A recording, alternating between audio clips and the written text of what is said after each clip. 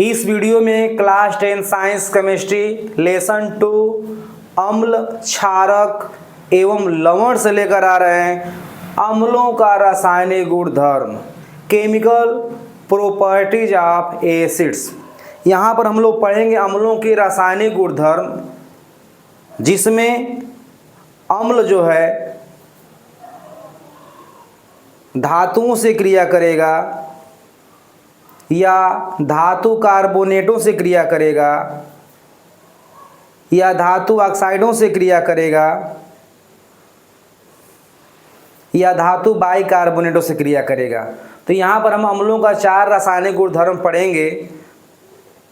रासायनिक गुणधर्म में किसी पदार्थ का रासायनिक संगठन, संरचना और गुणधर्मों में बदलाव होता है तो हम कहते हैं कि यह रासायनिक गुणधर्म है।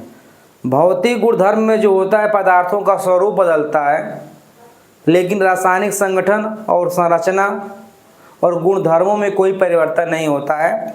तो यहाँ पर कुछ अम्लों का इम्पोर्टेंट केमिकल प्रॉपर्टीज यानी रासायनिक गुणधर्म पढ़ेंगे, जिसमें से हम लोग पहला पढ़ेंगे अम्लों का रासायनिक गुणधर्म धातुओं से क्रिया। तो ध्यान देना है, पहला नंबर में हम लोग पढ़ेंगे धातुओं से क्रिया। धातुओं से क्रिया, धातुओं से क्रिया, धातुओं से क्रिया जिसे हम बोलते हैं रिएक्शन विद द मेटल। क्या बोलेंगे? Reaction with the metals. Metals तो यहाँ पर ध्यान देना है, जिंक, मैग्नीशियम, कैल्शियम, एल्युमिनियम कुछ ऐसे धातु हैं जो अम्लों से क्रिया करके हाइड्रोजन गैस मुक्त करते हैं और साथ में साल्ट भी बनाते हैं। तो यहाँ पर पहला रासायनिक गुणधर्म हम लोग पढ़ने जा रहे हैं अम्लों का, वह धातुओं से क्रिया होगा। तो ध्यान देना है, यहाँ पर रासायनिक गुणधर्म पहला लेकर आ रहे हैं धातुओं से क्रिया। तो ध्यान देना है जिंक, जिंक जिसका सिंबल होता है Zn, zinc, magnesium, magnesium, zinc, magnesium जिसका सिंबल होता है Mg, zinc, magnesium, aluminium, aluminium,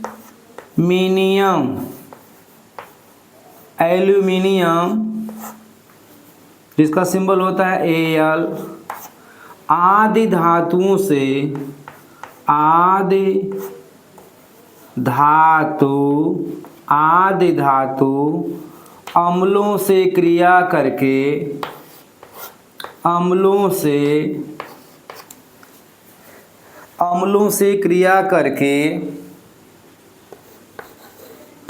अम्लों से क्रिया करके हाइड्रोजन गैस मुक्त करती है।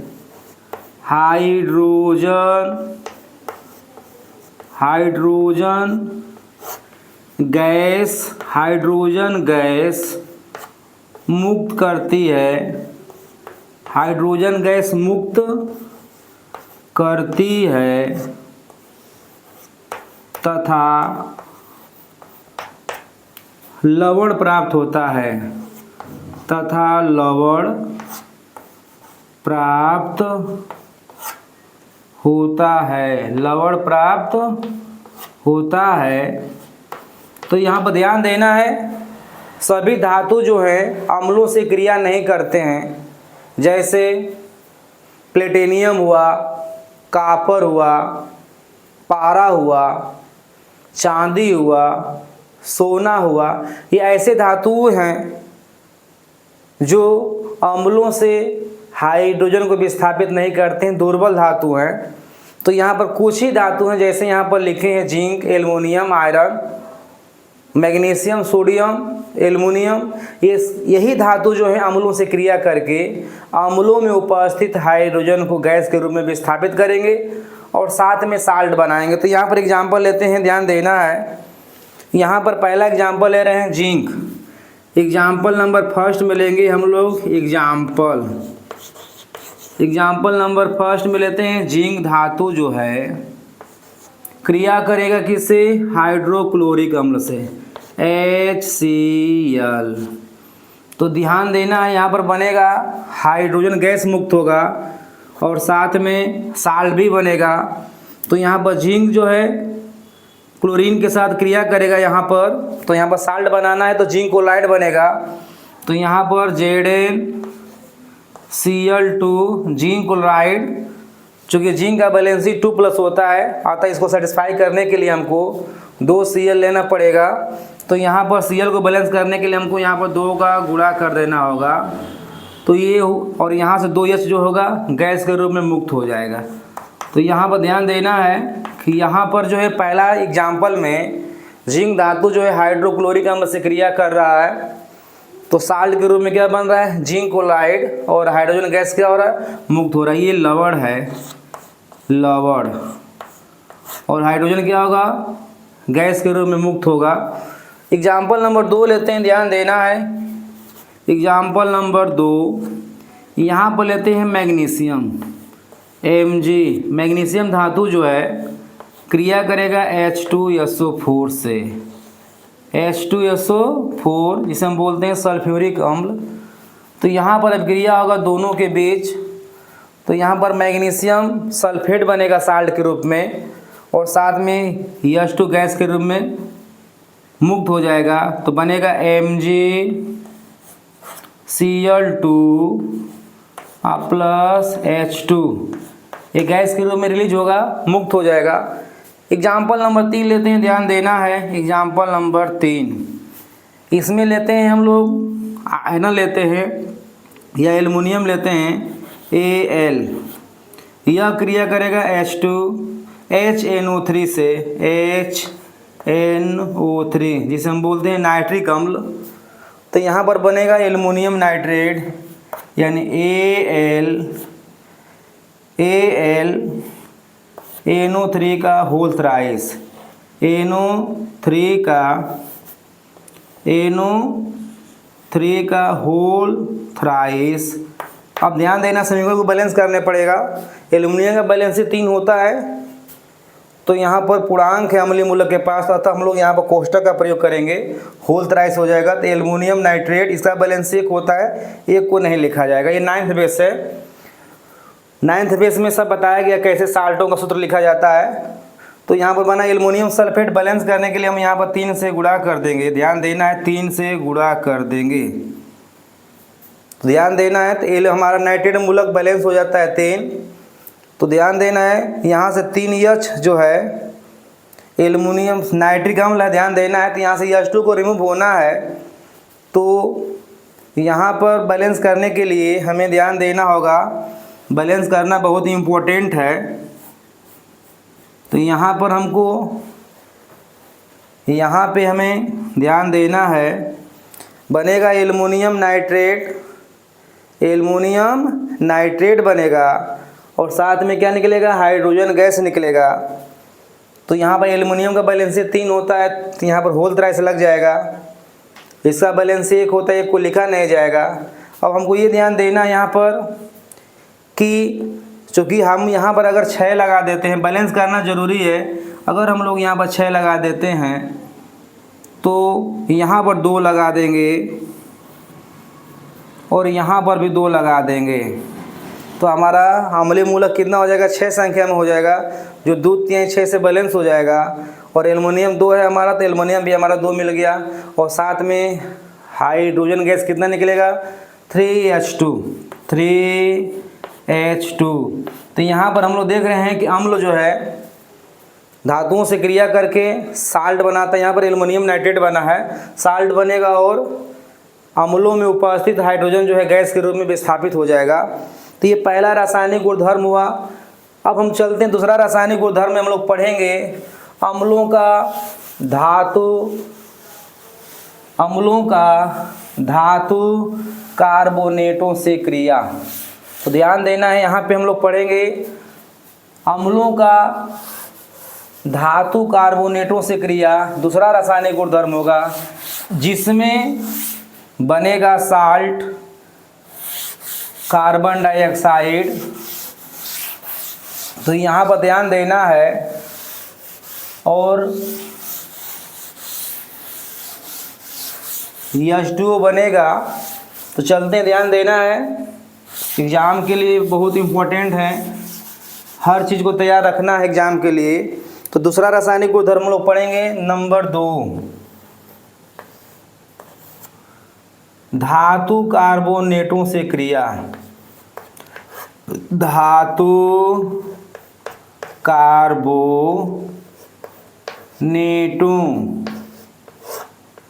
कार्बोनेटों से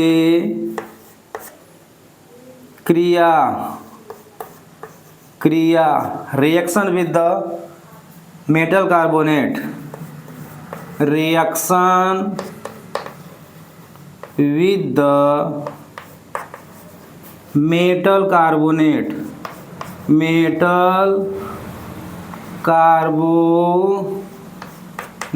तो यहाँ पर हम लोग अम्लों का क्रिया कराएंगे धातु कार्बोनेटों से।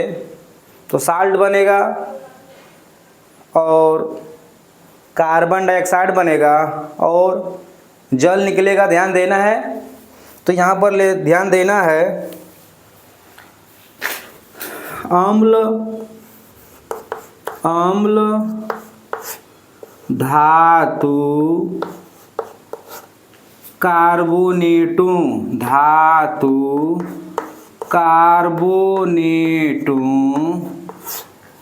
से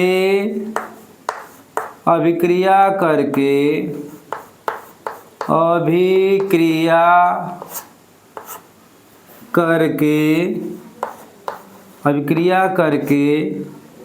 लवण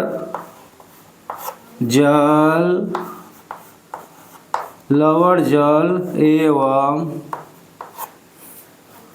कार्बन डाइऑक्साइड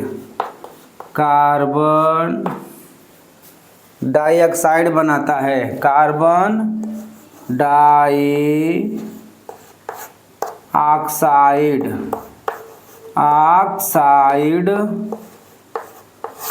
डाइऑक्साइड बनाता है।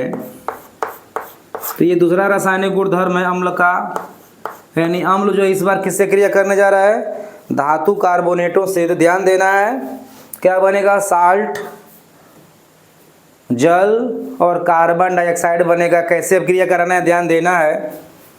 Example number first, example number first, ध्यान देना। यहाँ पर लेते हैं हम लोग सोडियम कार्बोनेट Na2CO3। यहाँ पर धातु कार्बोनेट के रूप में क्या लिए, सोडियम कार्बोनेट लिए। अब यह क्रिया करने जा रहा है किससे, HCl से, HCl। तो ध्यान देना है, क्या बनेगा भैया, साल्ट बनेगा। साल्ट बनाने के लिए हम यहाँ से निकालेंगे सोडियम को, यहाँ से निकालेंगे Cl को, तो बनेगा साल्ट क्या, सोडियम क्लोराइड, यानी NaCl। ये हमारा क्या बना भैया, लवण, ये बना लवण। अब ध्यान देना है, इसमें से हम तोड़ कर निकालेंगे CO2, कार्बन डाइऑक्साइड। तो यहाँ पर हम लोग बना लेंगे कार्बन डाइऑक्साइड। अब यहाँ का एक बचेगा O और यहाँ का एक बचेगा H, तो बनेगा जल। बनाना है, जल बन नहीं पाएगा, तो हम यहाँ पर 2 लगा देंगे, 2 लगा देंगे, 2 H यहाँ से निकलेगा और एक O यहाँ से निकलेगा, तो जल बन जाएगा। क्या बन जाएगा, जल बन जाएगा। अब ध्यान देना है, यहाँ पर क्लोरीन 2 हो गया, यहाँ पर सोडियम भी 2 है, तो हमारा सेटिस्फाई करने के लिए यहाँ पर हम 2 से गुणा कर देंगे। तो ये हमारा समीकरण क्या हुआ, बिल्कुल करेक्ट हो गया। यानी जब सोडियम कार्बोनेट यानी धातु कार्बोनेट अम्लों से क्रिया करता है तो साल्ट, कार्बन डाइऑक्साइड गैस और क्या बनेगा, जल बनेगा। एग्जाम्पल नंबर 2 लेते हैं। एग्जाम्पल नंबर 2 में हम लोग लेंगे magnesium carbonate MgCO3। Magnesium carbonate यहाँ पर लेंगे हम लोग H2SO4। तो ध्यान देना है क्या बनेगा, यहाँ से निकालेंगे मैग्नीशियम, यहाँ से निकालेंगे सल्फेट, तो बनेगा मैग्नीशियम सल्फेट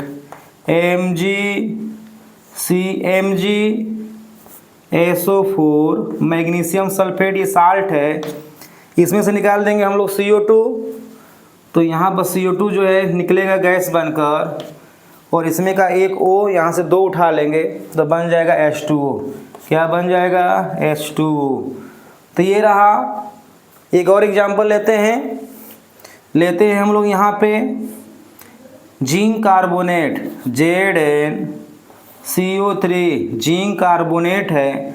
यहाँ पर लेते हैं नाइट्रिक अम्ल HNO3। तो ध्यान देना है, यहाँ से निकालेंगे जिंक और यहाँ से निकालेंगे नाइट्रेट, तो बनेगा जिंक नाइट्रेट यानी ZnNO3 का होल ट्वाइस। ध्यान देना, इसका बैलेंस 2 होता है, अतः यहाँ पर होल ट्वाइस हो जाएगा।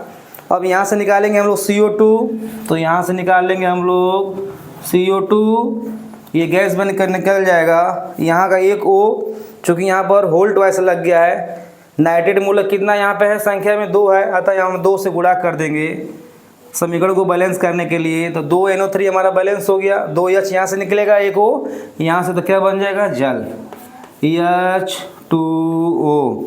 तो ध्यान देना है, तो ये एग्जाम्पल 3 हुआ है। यानी हमेशा याद रखना है कि जब अम्ल धातु कार्बोनेटों से क्रिया करेगा तो हमेशा साल्ट, जल और कार्बन डाइऑक्साइड गैस बनेगा। अब अब हम चलते हैं केमिकल प्रॉपर्टी का जो तीसरा क्रम होगा, यानी अम्लों का रासायनिक गुणधर्म में जो तीसरा पढ़ेंगे वह धातु हाइड्रोजन या बाइकार्बोनेटों से क्रिया करेगा अम्ल। तो क्या बनेगा? ध्यान देना है, यहाँ पर भी अब क्रिया करने जा रहा है मतलब हम लेते हैं समीकरण नंबर 1। हम रासायनिक गुणधर्म का क्रम 3 लेते हैं। इसमें जो है अम्ल क्रिया करने जा रहा है धातु बाइकार्बोनेटों से क्रिया, तो यहाँ पर भी साल्ट बनेगा, जल बनेगा और लवण बनेगा। तो ध्यान देना है, यहाँ पे एग्जाम्पल के द्वारा बिल्कुल स्पष्ट करेंगे और केमिस्ट्री को रटना नहीं है, बिल्कुल हमको समझ कर पढ़ना है ताकि एग्जाम में हमारा बेस्ट नंबर आ सके। तो चलते हैं तीसरा क्रम में हम लोग पढ़ेंगे नंबर 3 में हम लोग पढ़ेंगे धातु हाइड्रोजन,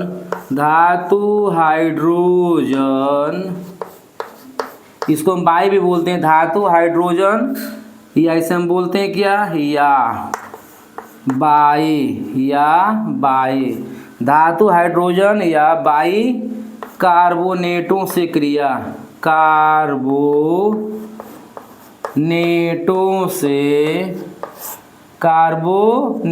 से क्रिया। ये तीसरा रासायनिक गुणधर्म है, रिएक्शन विद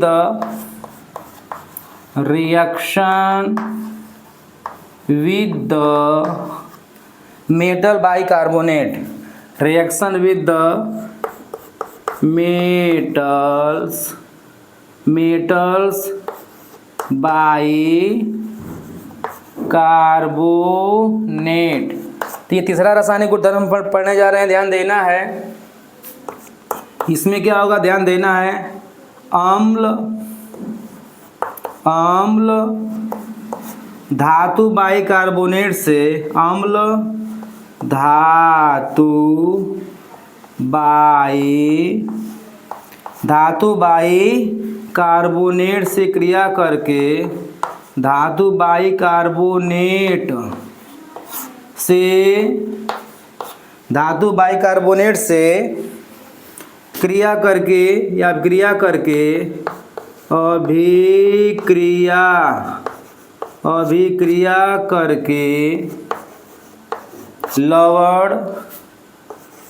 करके लवण जल एवं कार्बन डाइऑक्साइड बनाता है, एवं कार्बन डाइऑक्साइड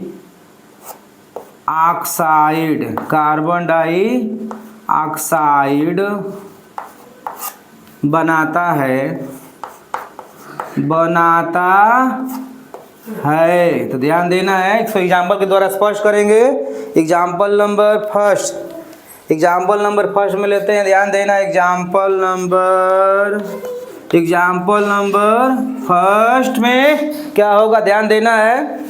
यहाँ पर लेते हैं NaHCO3, जिसका नाम है सोडियम बाइकार्बोनेट। यह अम्लों से क्रिया करेगा HCl, तो क्या बनेगा, ध्यान देना है।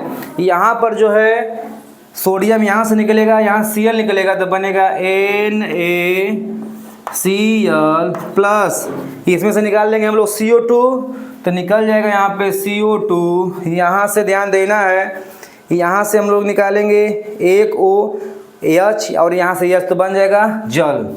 क्या बन जाएगा, जल, यानी H2O। ध्यान देना है, H2O प्लस H2O। दूसरा एग्जाम्पल लेते हैं, ध्यान देना। एग्जाम्पल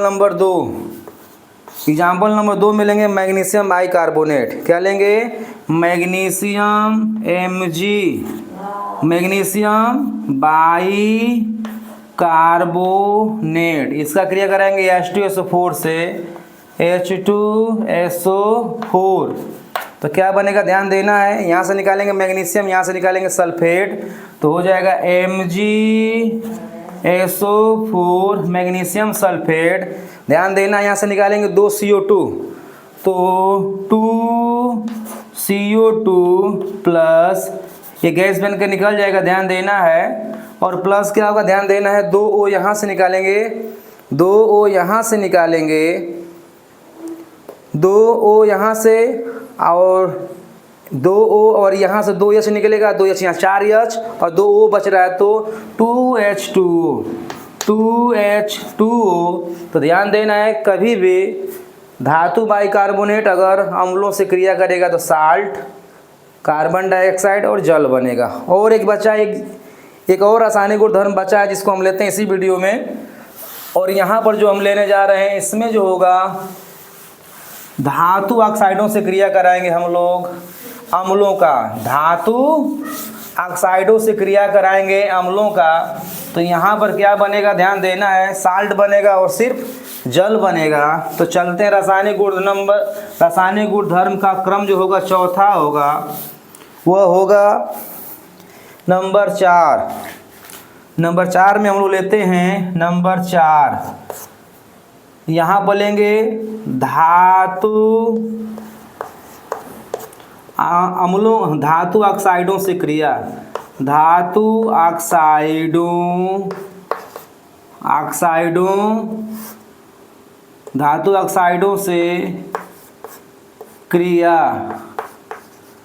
ऑक्साइडों से क्रिया, जिसे हम बोलते हैं रिएक्शन विद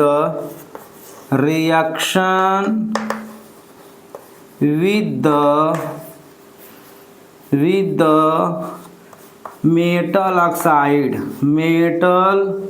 ऑक्साइड्स। तो ध्यान देना, यहाँ पे क्या बनेगा, अम्ल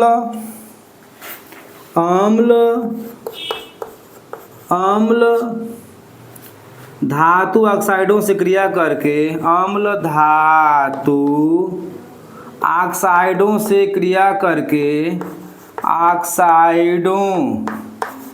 ऑक्साइडों से अभिक्रिया करके,